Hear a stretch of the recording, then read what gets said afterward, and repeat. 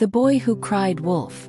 Honesty is the first chapter in the Book of Wisdom. Thomas Jefferson. The Big Plan. Once upon a time there was a boy called Noah who watched his father's sheep to avoid wolf attacks.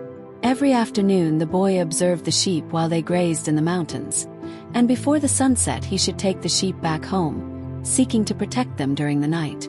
The boy's mind would often wander during his working hours. For that reason, he invented several stories to overcome the monotony. Sometimes he would fall asleep and dream of his own stories.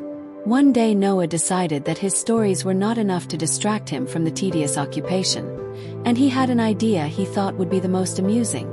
Looking at the vast landscape before him, lush green fields, towering trees, and swaying grass, Noah's entire plan came together in his mind. Tomorrow, right before taking the sheep back home, I'll say to everyone in the village that I saw a wolf. I'm sure they will all come running here. It will be hilarious, the boy thought. However, there was abundant rain next 3 days. For that reason, Noah decided to wait, refining his plan in his mind. At home, Noah repeatedly asked his father, Ed, "Father, what should I do if a wolf comes to attack the sheep?" And his father patiently answered, "Again, son, you should run as fast as you can, up to the mountain, then down to the village. Scream as loud as possible. Wolf attack, and all the men around will come to save the sheep." "Okay, father, I understand now," would answer the boy with a smile. When the rain ceased, Noah decided to put his plan into action. Anxious and already laughing inside, the boy had lunch and ran to his post on the other side of the mountain. Noah's uncle was responsible for watching the sheep before lunchtime. "Hi, uncle. You can go now." "Hello, Noah. You seem to be specially excited to do your job today," said the uncle, smiling and walking in the direction from which Noah had just come from. "Just as usual, uncle," replied Noah with a smile. Once the time to take the sheep home came, Noah prepared to act. Running at full speed, he went down the mountain in the village direction. When he was close enough to be heard, he yelled as loud as he could, "Wolves! Wolf attack! Wolves! Help!" In less than a minute several men were next to him, looking at him with concern. "Are you sure, Noah? Wolves in plural?" asked one of them. "Oh yes, there are many wolves joining around the sheep," replied the boy, trying to suppress a smile. All of them were running in the flock direction already, and more were coming behind, holding sickles, shovels, forks, and other tools. When the group of men arrived at the top of the mountain, they looked down to see the flock calmly eating and walking in the field. At the same time, the men nearest to Noah turned to him with accusatory glares. "So, where are the pack you were screaming about, boy?" said rudely one of the men. Instead of answering, Noah fell to the floor laughing as never before in his life. In his mind, the men's faces were priceless and hilarious. Noah's father had just arrived, and the other men turned back, starting to leave. One of them exchanged a few words with the boy's father, explaining what had happened. When Noah opened his eyes, only his father was present, standing in front of him, with his arms crossed in disapproval. "Prepare the flock and take them back. Your mother and I will talk to you at home," said the father to his son before turning back to the trail. Noah did as his father instructed. However, he could not understand why everyone looked so angry. It was only a joke, those people can't smile a little, he thought. The talk. Ed was very upset with his son's attitude, and his wife Sarah could see something was wrong when he crossed the kitchen's door. "What happened, Ed? I heard there was a wolf attack, but nothing else." "It was Noah. He scared everyone, but it was a lie, dear. I don't know what I did wrong with that boy. A terrible behavior for a young man. We need to think what to do now. What severe punishment could we give him?" "I cannot believe Noah would do something like this," said Sarah with a confused face. "Certainly we need to be careful on how we deal with this. Noah needs to understand how lies can destroy a man's reputation. But for now we should only talk to him, explain how important honor is. He is only a boy after all. I'm not sure if words will be enough for this situation. You should have seen how he was laughing about it all," Ed said aloud, more talking to himself than to Sarah. His wife looked at him, waiting for agreement. Okay, ceded. I think we can only talk this time. Noah arrived home 1 hour later. He was anxious about how his parents would react, and walked quietly hoping to make his way to his room without being noticed. Nevertheless, they were sitting on the couch with attentive eyes, waiting for him. Take a sit, Noah, said the father with a solemn tone. Noah walked with his head down and sat in the chair in front of his parents. Although he paid the due respect to his parents, he could only think, how could people take a joke so seriously? Noah, dear, how could you? Didn't we teach you that one should cherish his words? Lying is unacceptable for any man with honor, said his mother. Son, we're going to have this talk with you one more time. You need to understand that honor and respect are built from a man's words and behavior. If you want to be someone who is held in high esteem on our society, you need to build your reputation since early age. You will be 11 in only a few months. I need you to understand this before it's too late, completed the father. What do you have to say about this, Noah? Asked the mother. Noah was confused. Why are they talking about honor and respect if that had been only a child's play? Still, instead of being sincere and talking about his doubts and ask questions to his parents, he decided to be condescending and said only, please forgive me. That's all, asked his mother. However, Noah only nodded on agreement, looking down all the time. I think you should go to your room and think about this a little more. Listen to your mother, son, agreed the father. Ed and Sarah stayed awake until late at night talking about their son and his future, and the best way they could help him to be a good man. The second time. From that day forward, Noah's mind would wander freely in several stories he created while looking the beautiful green fields where the sheep grazed. Nevertheless, something was different. He was afraid now. People react so badly to what he thought was a joke, that he was uncertain anyone would come if he needed help with a real wolf. Sometimes he was sure there was something moving in the trees ahead, or that there was a noise that could be a wolf. His heart would beat faster at any sign of possible danger. In the second day after the incident, or the joke, as the boy would insist to himself that was, the boy fell asleep in the middle of the afternoon, being suddenly awakened by a noise he was sure was a howl. Without thinking much, Noah got up and ran as fast as he possibly could, and close enough to the village yelled, "Wolf! Help!" This time only 3 men answered his call, including his uncle. Again, once they arrived at the top of the mountain, there was no wolf to be seen. Noah felt full of embarrassment. He looked at the men and apologized. I am sorry for this, but I am sure I heard a wolf in the forest. So, you didn't see anything? Asked his uncle. The other 2 men turned around and went back to the village. Not exactly.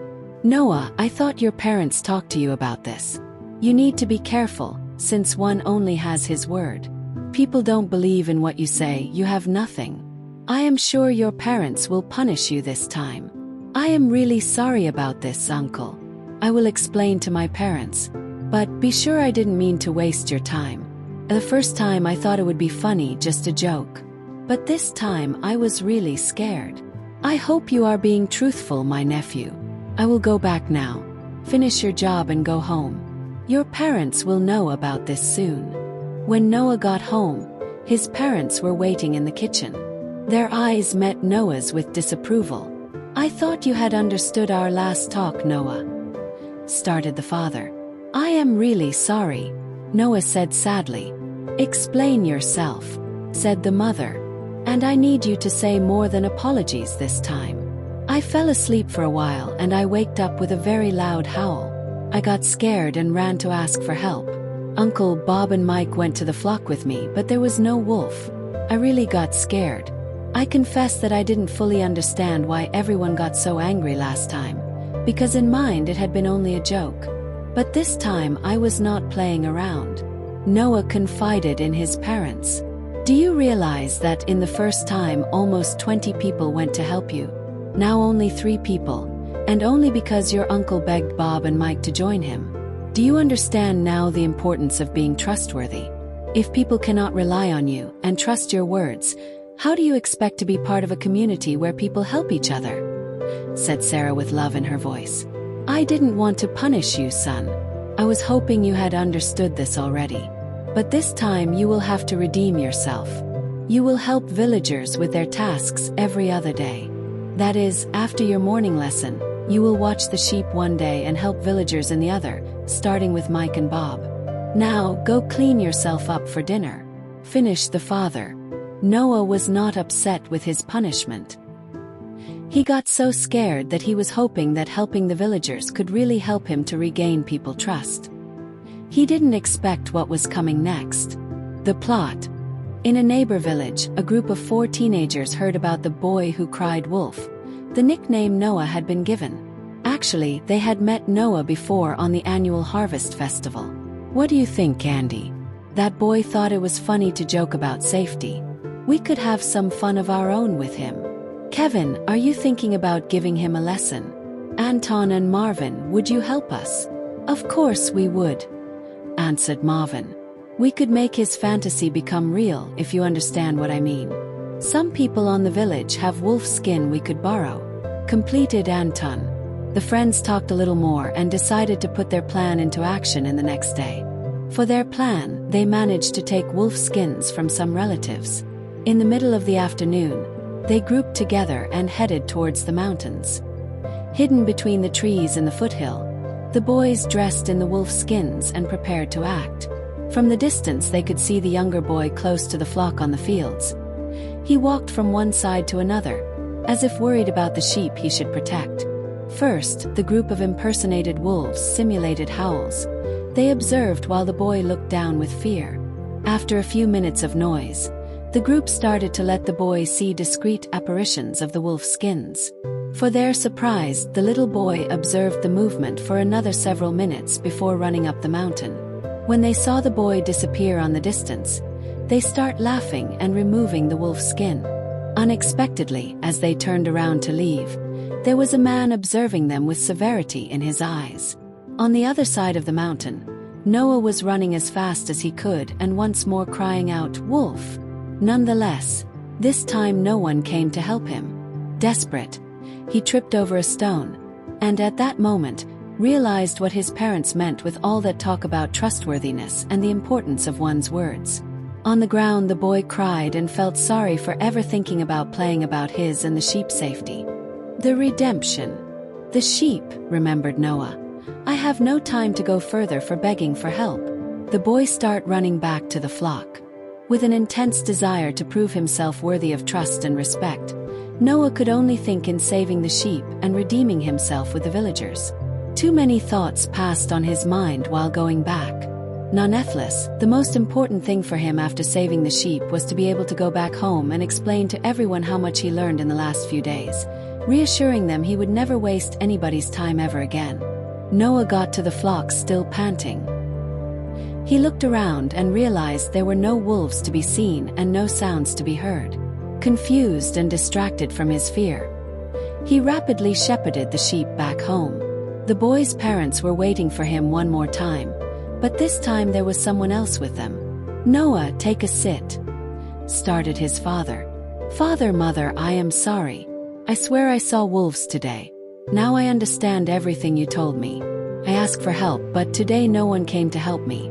That's because they don't believe in my word. I'm no trustworthy in their eyes. Understand, but I will work every day to change their view of me. I will explain to everyone one by one how much I have learned these last days. I will never waste their time ever again. I will help them in the village as you instructed me, as much as I can. I will be a good boy and I will grow to be a good man as well. Please," said Noah in one breath before his father interrupted him. "Take a breath, Noah. I am happy to hear you have learned with all that has happened. We want you to know about what happened today. You were not in real danger, but you could have been. Joseph just told us that what you saw today were a prank of some kids from his village," said the father. "Son, I know you must have been really afraid today, and even so you brought the sheep back. Gladly you could learn without being in danger. We hope you will never have to deal with a real attack by yourself. So, you must work in letting everyone know you have grown up." Continue the mother. After having some cake, Joseph went back to his village, But Ed, Sarah, and Noah still talked for a long time before bedtime. The next day, Noah did as he said. He started with every person that answered his call for help, explaining them how much he learned and ensuring everyone that he would never do something like that again. With time, Noah was able to regain the trust of the villagers, and ever since that episode, he worked hard to become a good and reliable man.